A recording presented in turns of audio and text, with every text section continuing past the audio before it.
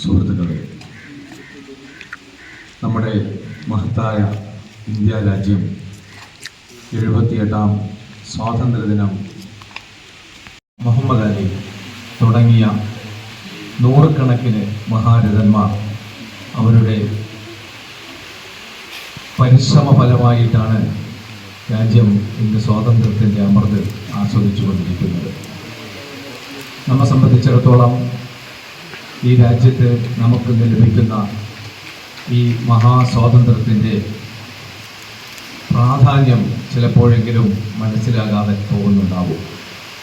നമുക്കറിയാം, സുദീർഘമായ 2 നൂറ്റാണ്ട് കാലം ഈ രാജ്യത്ത് ബ്രിട്ടീഷ് വൈദേശിക ശക്തികൾ ഈ രാജ്യത്തിലെ ജനങ്ങളെ ചവിട്ടിയനച്ച് അവരുടെ എല്ലാ സ്വാതന്ത്ര്യവും നിഷേധിക്കപ്പെട്ടിരുന്ന ഒരു കാലം. അതിനെതിരിലായിരുന്നു ഈ മഹാരഥന്മാർക്ക് പോരാടുവാനുണ്ടായിരുന്നത്. ഇന്ത്യ മഹാരാജ്യം 1947 ഓഗസ്റ്റ് 15 സ്വതന്ത്രമായതിനെ തുടർന്ന് ഈ രാജ്യത്തിലെ പൗരന്മാർക്കായി ഒരു ഭരണഘടന രൂപപ്പെടുത്തുവാൻ ഒരു ഭരണഘടനാ സമിതി നിലവിൽ വന്നു. ഈ സമിതി 2 വർഷക്കാലവും 11 മാസവും 17 ദിവസവും എടുത്തുകൊണ്ടാണ് നമുക്ക് ഒരു പരമാധികാര ജനാധിപത്യ സ്ഥിതിസമത്വ മതനിരപേക്ഷ ഭരണഘടനയ്ക്ക് രൂപം നൽകിയത്. ഈ ഭരണഘടനയിലൂടെയാണ് നാം ഒരു മതനിരപേക്ഷ രാജ്യത്തിലേക്ക് പ്രവേശിക്കുന്നത്. ഈ ഭരണഘടന നിലവിൽ വന്നതോടുകൂടിയാണ് ഈ രാജ്യത്ത് ഉന്നത വിദ്യാഭ്യാസം നമുക്ക് സാധ്യമായത്. ആദ്യത്തെ വിദ്യാഭ്യാസ വകുപ്പ് മന്ത്രിയായിരുന്ന അബ്ദുൽ കലാം ആസാദിൻ്റെ ഏറ്റവും മഹനീയ സങ്കല്പത്തിൻ്റെ ഫലമാണ് ഈ രാജ്യത്തിലെ നമ്മുടെ IITകളും IIMകളും UGCയും ഒക്കെ നിലവിൽ വന്നത്. അങ്ങനെ ഇന്ത്യയിൽ സുദീർഘമായ നൂറ്റാണ്ടുകൾ വൈദേശിക ആധിപത്യത്തിന് കീഴിൽ അടിമകളെപ്പോലെ ജീവിച്ചിരുന്ന ഒരു ജനവിഭാഗത്തിന് ഉന്നത വിദ്യാഭ്യാസം പ്രാപ്യമായി തീർന്നു. നമ്മുടെ ശാസ്ത്ര സാങ്കേതിക വിദ്യ ഉയർന്ന് ഇന്ന് മംഗൾയാനിലുമൊക്കെ ചന്ദ്രയാനിലുമൊക്കെ എത്തിപ്പെടുന്ന അവസ്ഥയിൽ എത്തിയിട്ടുണ്ട്. നമ്മുടെ സാങ്കേതിക വിദ്യ ഇന്ന് മറ്റേതൊരു രാജ്യത്തോടൊപ്പം കിടപിടിക്കുന്ന അവസ്ഥയിൽ എത്തിയിട്ടുണ്ട്. നമ്മുടെ ജനങ്ങളുടെ വികാരവും നമ്മുടെ വർണ്ണാഭമായ സ്വാതന്ത്ര്യ സങ്കല്പവും ഒക്കെ ഫലപ്രദമായി വിനിയോഗിക്കുന്നതിൽ നാം മുന്നേറുന്നുണ്ടോ എന്ന് നാം തിരിച്ചറിയണം. നാം ഇന്ന് കണ്ടുകൊണ്ടിരിക്കുന്നത് ആൾക്കൂട്ട കൊലപാതകങ്ങളാണ്. ജാതിയുടെയും മതത്തിൻ്റെയും പേരിൽ വിദ്യാർത്ഥി സമൂഹങ്ങൾക്കിടയിൽ പോലും നിലനിൽക്കുന്ന തികച്ചും അനാരോഗ്യകരമായ പ്രവണത. നമ്മുടെ ശാസ്ത്ര സാങ്കേതിക വിദ്യ ദിവസേന വികസിച്ചുകൊണ്ടിരിക്കുന്നു എന്ന് പറയുമ്പോഴും നമ്മുടെ ആരോഗ്യരംഗത്ത് സംഭവിച്ചുകൊണ്ടിരിക്കുന്ന വീഴ്ചകൾ നാം തിരിച്ചറിയാതെ പോകുന്നത്. തീർച്ചയായും ഇങ്ങനെ നമ്മുടെ മഹാരഥന്മാർ ജീവത്യാഗം ചെയ്ത് നേടിയെടുത്ത ഈ സ്വാതന്ത്ര്യം ഫലപ്രദമായി വിനിയോഗിക്കണമെങ്കിൽ തികച്ചും ഈ രാജ്യത്തെ ഏറ്റവും കൂടുതൽ ജനസംഖ്യയുള്ള ഏറ്റവും കൂടുതൽ എണ്ണമുള്ള വിദ്യാർത്ഥി സമൂഹം ഉണരേണ്ടതായിട്ടുണ്ട്. ലോക ചരിത്രത്തിൽ എല്ലായിടത്തും നമുക്ക് കാണാം, വിദ്യാർത്ഥി സമൂഹം അവർ ഉണരുകയും അവരുടെ ആവശ്യം തിരിച്ചറിയുകയും ചെയ്യുന്നതോടുകൂടിയാണ് ഒരു രാജ്യത്തിൻ്റെ ഏറ്റവും വലിയ പുരോഗതി സാധ്യമായി തീരുന്നത്. തീർച്ചയായും ഇന്ത്യ മഹാരാജ്യത്തിൻ്റെ സ്വാതന്ത്ര്യ സമര ചരിത്രം പരിശോധിക്കുമ്പോൾ നമുക്ക് ബോധ്യമാവും, ഒരു സംഘം യുവാക്കൾ രാജ്യത്തിൻ്റെ സ്വാതന്ത്ര്യം തിരിച്ചറിഞ്ഞുകൊണ്ട് അവർ മുന്നോട്ട് വന്നു. അതിൻ്റെ ഫലമായിട്ടാണ് അവർ അവരുടെ ഉന്നത വിദ്യാഭ്യാസം ഉപേക്ഷിച്ച് അവർ തെരുവിലിറങ്ങി സമരം ചെയ്തു. ഇന്ന് നാം നേരിടുന്ന ഏറ്റവും വലിയ വെല്ലുവിളി വർഗീയതയാണ്. ജാതിയുടെയും മതത്തിൻ്റെയും പേരിൽ നമ്മുടെ സൗഹൃദങ്ങൾ ഇല്ലാതാവുന്നു, നമ്മുടെ ഗ്രാമങ്ങൾ താറുമാറാകുന്നു, നമ്മുടെ രാജ്യം വലിയ വെല്ലുവിളി നേരിടുന്നു. നമുക്ക് ലോകത്തെ ഏറ്റവും വലിയ ഒരു ലിഖിത ഭരണഘടനയുണ്ട്. ഈ ഭരണഘടനയോളം വലിപ്പം, അതിനോട് അത്ര തന്നെ ആദരവ് പുലർത്താൻ നമുക്ക് കഴിയാതെ പോകുന്നു എന്നതാണ് നമ്മളിലെ ഏറ്റവും വലിയ നിസ്സഹായത. ഇത് നാം തിരിച്ചറിയണം. വിദ്യാർത്ഥി സമൂഹം നമ്മുടെ രാജ്യത്തെ ഭരണഘടന വിഭാവന ചെയ്യുന്ന മതനിരപേക്ഷതയെക്കുറിച്ച് വ്യാപകമായി പ്രചരണം നടത്തുവാൻ തയ്യാറായി വരണം. ഇന്നിവിടെ കൂടിയിരിക്കുന്ന വിദ്യാർത്ഥികൾ ഒരു വലിയൊരു വിഭാഗം നാഷണൽ സർവീസ് സ്കീമിൻ്റെ വോളണ്ടിയേഴ്സാണ്. നിങ്ങളിൽ അർപ്പിതമായ ദൗത്യം, നിങ്ങൾ നമ്മുടെ ഭരണഘടന വിഭാവന ചെയ്യുന്ന justice, equality, liberty and fraternity എന്ന് പറയുന്ന മൈത്രി നമ്മുടെ രാജ്യത്തിൻ്റെ ഭരണഘടന രൂപപ്പെടുമ്പോൾ അതിൻ്റെ എല്ലാ വിഷയങ്ങളും വളരെ വ്യാപകമായി ചർച്ച ചെയ്യപ്പെടുകയും വളരെ വ്യാപകമായി വിമർശിക്കപ്പെടുകയും ചെയ്തിട്ടുണ്ട്. എന്നാൽ ഭരണഘടനയുടെ മുന്നിൽ നാം എഴുതി ചേർത്ത ഫെട്ടേണിറ്റി എന്ന പദം മാത്രം ആരും തന്നെ ആക്ഷേപം ഉന്നയിച്ചിട്ടില്ല. ഫെട്ടേണിറ്റി എന്നാൽ സൗഹൃദമെന്നാണ്, മൈത്രി എന്നാണ്. നമുക്കിപ്പോൾ നഷ്ടപ്പെട്ടുകൊണ്ടിരിക്കുന്ന മൈത്രിയെക്കുറിച്ച് നാം തിരിച്ചറിയുകയും അത് വീണ്ടെടുക്കുകയും വേണം. കഴിഞ്ഞ കുറേ വർഷങ്ങളായി നാം നിരന്തരമായ ദുരന്തങ്ങൾക്ക് സാക്ഷിയായിക്കൊണ്ടിരിക്കുന്നു. കഴിഞ്ഞ 3-4 വർഷം നാം വലിയൊരു പ്രളയത്തെയാണ് കേരള ജനത അഭിമുഖീകരിച്ചെങ്കിൽ അതിനുശേഷം രാജ്യം ഒന്നടങ്കം കോവിഡ് എന്ന മഹാദുരന്തത്തിന് നാം സാക്ഷിയായി. ഇപ്പോൾ നാം ഈ സംസാരിക്കുമ്പോൾ നമ്മുടെ ഏറ്റവും അടുത്ത, നമ്മുടെ സംസ്ഥാനത്തിനകത്ത് തന്നെയുള്ള നമ്മുടെ പ്രിയ സഹോദരന്മാർ എത്രയെങ്കിലും പേർ, 400-ലധികം പേരുടെ ജീവൻ നഷ്ടപ്പെട്ട വയനാട് ദുരന്തത്തിന് കൂടി നാം സാക്ഷിയാണ്. ഒരു ദുരന്തമെത്തുമ്പോൾ അവിടുത്തെ ആ ദുരന്ത മുഖത്തിലേക്ക് ജീവൻ പണയം വെച്ച് ജീവത്യാഗം ചെയ്യുവാൻ തയ്യാറായി മുന്നോട്ട് വരുന്ന സൈന്യത്തെയും സന്നദ്ധ സേവകരെയും ഈ മഹാസ്വാതന്ത്ര്യ ദിനം ആഘോഷിക്കുമ്പോൾ നാം അവർക്കൊരു ബിഗ് സല്യൂട്ട് കൊടുക്കണം. നമ്മുടെ രാജ്യത്തിൻ്റെ ഘടന അങ്ങനെയാണ്. ഒരു ദുരന്തത്തെയും നോക്കി നിൽക്കുവാൻ തയ്യാറാകാത്ത, അല്ലെങ്കിൽ എല്ലാ ദുരന്തത്തെയും അതിജീവിക്കുവാനുള്ള പ്രാപ്തിയും ശേഷിയുമുള്ള ഒരു വലിയ മനുഷ്യ വിഭവമുള്ള ഒരു മഹാരാഷ്ട്രമാണ് നമ്മുടേത്. ഇന്ന് വർണ്ണാഭമായ സ്വാതന്ത്ര്യദിന ആഘോഷം നാം കൊണ്ടാടുമ്പോൾ ഈ കാലഘട്ടത്തിൽ ജീവിക്കുന്ന എല്ലാ ജനങ്ങളെയും നമുക്ക് ചേർത്ത് പിടിക്കുവാൻ കഴിയണം. ഓരോ ദുരന്തങ്ങളെയും നമുക്ക് അതിജീവിക്കുവാൻ കഴിയണം. മറ്റ് വികസിത രാജ്യങ്ങൾക്കൊപ്പം നമുക്ക് വളരുവാൻ കഴിയണം. നമുക്കിടയിൽ ഏറ്റവും നല്ല സൗഹൃദങ്ങൾ ഊട്ടി ഉറപ്പിക്കുവാൻ നമുക്ക് കഴിയണം. രാജ്യത്തിൻ്റെ ഭരണഘടന വിഭാവന ചെയ്യുന്ന മതനിരപേക്ഷ സങ്കല്പത്തിൻ്റെ ഏറ്റവും വലിയ വക്താക്കളായി വിദ്യാർത്ഥി സമൂഹം മാറണം.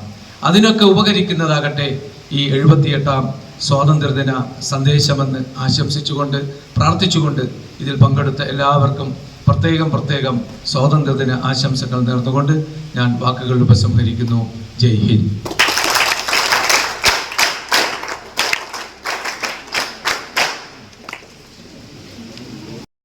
അധ്യാപകർ, മറ്റധ്യാപകർ, അനധ്യാപകർ, വിദ്യാർത്ഥിനികൾ, നമ്മളിന്നിവിടെ കൂടിയിരിക്കുന്നത് നമ്മുടെ രാജ്യത്തിൻ്റെ സ്വാതന്ത്ര്യദിനം ആഘോഷിക്കുന്നതിന് വേണ്ടിയിട്ടാണ്. നമ്മൾ ഈ സ്വാതന്ത്ര്യദിനം ആഘോഷിക്കുമ്പോൾ സാറ് പറഞ്ഞ പോലെ തന്നെ നമുക്ക് കേരളത്തിനെ സംബന്ധിച്ചിടത്തോളം നമ്മളൊരു വലിയ ദുരന്തമുഖത്ത് നിന്നിട്ട് അത് അതിജീവിച്ച് വന്നുകൊണ്ടിരിക്കുന്ന ഒരു ഘട്ടമാണ്. അപ്പോൾ അതിൽ നിന്ന് ജീവൻ നഷ്ടപ്പെട്ട എല്ലാവരെയും, ആ കുടുംബം മൊത്തത്തിൽ നഷ്ടപ്പെട്ടവരും ഭാഗികമായി നഷ്ടപ്പെട്ടവരും സ്വത്തുവകകൾ നഷ്ടപ്പെട്ടവരൊക്കെ ഉണ്ട്. ആ ഒരു സാഹചര്യത്തിൽ നമ്മൾ സ്വാതന്ത്ര്യം ആഘോഷിക്കുന്നത് എത്ര കണ്ട് വിപുലമായി നടത്തുന്നു എന്നുള്ളതിൽ കവിഞ്ഞ് നമ്മൾ അതിനെ ഉൾക്കൊണ്ട് വേണം കാര്യങ്ങൾ മനസ്സിലാക്കി വേണം നമ്മൾ ആഘോഷങ്ങൾ നടത്തേണ്ടത്. സ്വാതന്ത്ര്യം നമ്മൾ ആഘോഷിക്കപ്പെടേണ്ടത് തന്നെയാണ്. സാറ് പറഞ്ഞു, ഇവിടെ നമ്മുടെ എന്താണ് ഭരണഘടനയെ പറ്റി പറഞ്ഞു, നമ്മൾ ഏതൊക്കെ മൂല്യങ്ങളാണ് ഉയർത്തേണ്ടത്, നഷ്ടപ്പെട്ടു വരുന്ന നമ്മുടെ സൗഹാർദ്ദം ഒക്കെ പറഞ്ഞു. അപ്പോൾ ഇതിന് നിങ്ങൾ സാക്ഷിയായിട്ടുണ്ട്. നമ്മുടെ കോളേജ് ക്യാമ്പസിൽ നടന്ന വിഷയങ്ങളും അങ്ങനെ ഇതെല്ലാം തന്നെ നമ്മുടെ എന്താ പറയുക ചില വൈകാരികമായ മൂല്യങ്ങൾ നമുക്ക് മുമ്പോട്ട് കൊണ്ടുപോകാൻ പറ്റാത്തതിൻ്റെ ഭാഗമായിട്ട് ഉണ്ടാകുന്ന കാര്യങ്ങളാണ്. ഇപ്പോൾ സോഫി ടീച്ചറോട് പറഞ്ഞതുപോലെ നമ്മളൊരു ദുരന്തമുഖം അഭിമുഖീകരിക്കുമ്പോൾ അവിടെ ജാതിയില്ല, മതമില്ല, നിറമില്ല, വർണ്ണമില്ല, അപ്പോൾ എല്ലാം ഒന്നാണ്. എല്ലാവരും ഒരുമിച്ച് എല്ലാവരെയും അപകടത്തിൽപ്പെട്ടവരെ സഹായിക്കാൻ വേണ്ടിയിട്ട് മുന്നോട്ട് വരും. ആ ഒരു സാഹചര്യം മാറിക്കഴിഞ്ഞാൽ വീണ്ടും ഇപ്പോൾ നമ്മൾ ഇതിനു മുമ്പ് സാർ പറഞ്ഞതുപോലെ കോവിഡ് നമ്മൾ കണ്ടായിരുന്നു, അതുപോലെ നിപ്പ, ഇതിനു മുമ്പ് ഉണ്ടായിരുന്ന പ്രളയങ്ങൾ, ഈ സമയത്തൊക്കെ തന്നെയും മനുഷ്യർ ജാതി മത വർണ്ണ വർഗ ഭേദമന്യേ പരസ്പരം സഹായിക്കാൻ വേണ്ടിയിട്ടുള്ളൊരു മനസ്സ് കാണിക്കുന്നു. പക്ഷെ അതിൽ നിന്ന് നമ്മൾ ആ ദുരന്തം അതിജീവിച്ചു കഴിഞ്ഞാൽ വീണ്ടും നമുക്ക് പഴയതുപോലെ മീൻസ് എന്താ പറയുക, ഈ ജാതിയും മതവും ശത്രുതയൊക്കെ വീണ്ടും ഉണരുകയാണ്. അപ്പം നമ്മൾ എത്രത്തോളം കംഫർട്ട് ആവുന്നോ അതിനനുസരിച്ച് നമുക്ക് ഈ പറഞ്ഞ നമുക്ക് ആവശ്യമില്ലാത്ത ചിന്തകൾ നമ്മുടെ മനസ്സുകളിൽ ഉണ്ടാവുകയും അതിനെ തുടർന്നുണ്ടാകുന്ന വിദ്വേഷങ്ങളും പ്രചരണങ്ങളൊക്കെ നടക്കുന്ന ഒരു കാലഘട്ടമാണ്. അപ്പോൾ ഇതിൽ നിന്നെല്ലാം നിങ്ങൾ മനസ്സിലാക്കേണ്ട ഒരു കാര്യം, നമുക്ക് എപ്പോഴും പരസ്പര സൗഹൃദത്തോടുകൂടി സഹായത്തോടുകൂടി മുമ്പോട്ട് പോയെങ്കിൽ മാത്രമേ ഒരു സമൂഹം ഉന്നതിയിലെത്തുള്ളൂ. അപ്പോൾ നമ്മുടെ രാജ്യം വികസിച്ചു കൊണ്ടിരിക്കുന്ന രാജ്യം, വികസിത രാജ്യമല്ല, വികസ്വര രാജ്യമാണ്. നമ്മളെ ഈ തലമുറ അല്ലെങ്കിൽ വരുന്ന അടുത്ത തലമുറ ഇത് കാര്യങ്ങൾ മനസ്സിലാക്കി നമ്മൾ നല്ല രീതിയിൽ നമ്മുടെ രാജ്യത്തിൻ്റെയും നമ്മുടെ സമൂഹത്തിൻ്റെയും നന്മയ്ക്ക് വേണ്ടി പ്രവർത്തിക്കുക എന്ന് മാത്രം ആശംസിച്ചുകൊണ്ട് നിങ്ങൾക്ക് എല്ലാവർക്കും സ്വാതന്ത്ര്യദിനാശംസകൾ നേരുന്നു. പ്രോഗ്രാം ഓഫീസർമാരായ Ashim sir, Mumtaz teacher, librarian Sophie teacher, അതുപോലെ മറ്റ് ഓഫീസ് സ്റ്റാഫ്, നമ്മുടെ ഫൈസി സാറുണ്ട്, സാർ, നമ്മുടെ വിദ്യാർത്ഥികളെ. അപ്പോൾ നമുക്ക് ഏവർക്കും അറിയാം, ഇന്ന് നമ്മൾ 78ാമത്തെ സ്വാതന്ത്ര്യദിനം ആഘോഷിക്കുകയാണ്. നമ്മുടെ സാർ പറഞ്ഞതുപോലെ തന്നെ നമ്മളിന്ന് നമ്മുടെ പല ധീര നേതാക്കളുടെയും ത്യാഗത്തിൻ്റെയും സഹനത്തിൻ്റെയും ഓർമ്മയുടെ ഒരു ഭാഗമായിട്ടാണ് നമ്മൾ എല്ലാ വർഷവും സ്വാതന്ത്ര്യദിനം ആഘോഷിക്കുന്നത്. നമ്മളെല്ലാവരും ഇന്ന് ഒരുപാട് പല രീതിയിലുള്ള സ്വാതന്ത്ര്യം നമ്മൾ ആസ്വദിക്കുന്നുണ്ട്. അതുപോലെ തന്നെ നമ്മുടെ രാജ്യം ഇന്ന് പല രീതിയിലുള്ള, നമുക്ക് ഒരുപാട് പ്രശ്നങ്ങളൊക്കെ ഉണ്ട് എങ്കിൽ കൂടിയും നമ്മൾ പല രീതിയിലുള്ള വളർച്ചയുടെ ഭാഗത്തിൻ്റെ, വികസനത്തിൻ്റെ ഭാഗത്തൂടെയാണ് നമ്മൾ കടന്നു പൊയ്ക്കൊണ്ടിരിക്കുന്നത്. അപ്പോൾ നിങ്ങൾ ഓരോരുത്തർക്കും ഈ വികസനത്തിൻ്റെ ഭാഗമാകാൻ കഴിയട്ടെ എന്ന് ആശംസിക്കുന്നു. അതോടൊപ്പം തന്നെ സ്നേഹത്തിൻ്റെയും സാഹോദര്യത്തിൻ്റെയും ഒരു രീതിയിൽ തന്നെ നിങ്ങൾക്ക് എല്ലാവർക്കും മുന്നോട്ട് പോകാൻ കഴിയട്ടെ എന്നും കൂടി ആശംസിക്കുന്നു. എല്ലാവർക്കും സ്വാതന്ത്ര്യദിനം ആശംസിക്കുന്നു.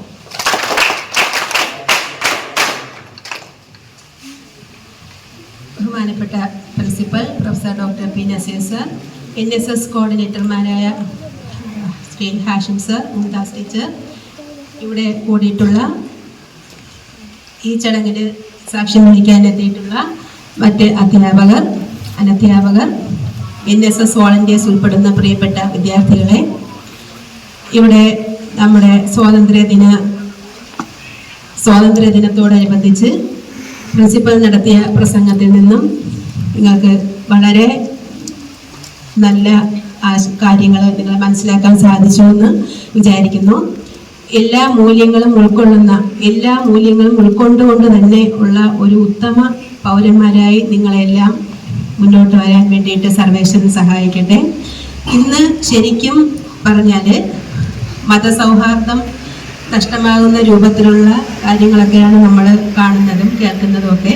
അതിൽ നിന്നെല്ലാം വ്യതിചലിച്ചുകൊണ്ട് നമ്മുടെ പൂർവികന്മാരുടെ, നമ്മുടെ മുന്നോട്ട് നടത്തിയ മഹാരഥന്മാരായിട്ടുള്ള സ്വാതന്ത്ര്യ സമര പോരാളികളുടെയും മറ്റ് സമുദായ നവോത്ഥായകന്മാരുടെയും ഒക്കെ ആശയങ്ങളും അവരുടെയൊക്കെ മൂല്യങ്ങളും ഒക്കെ ഉയർത്തിപ്പിടിച്ചുകൊണ്ട് അവരിൽ നിന്നും ഉൾക്കൊള്ളുന്ന നല്ല പാഠങ്ങളൊക്കെ ഉൾക്കൊണ്ടുകൊണ്ട് ഒരു ഉത്തമ മൂല്യങ്ങൾ വാർത്തെടുക്കുന്ന നല്ല പൗരന്മാരായിട്ട് നിങ്ങളൊക്കെ വളർന്നു വരാൻ ജഗദീശ്വരൻ സഹായിക്കട്ടെ.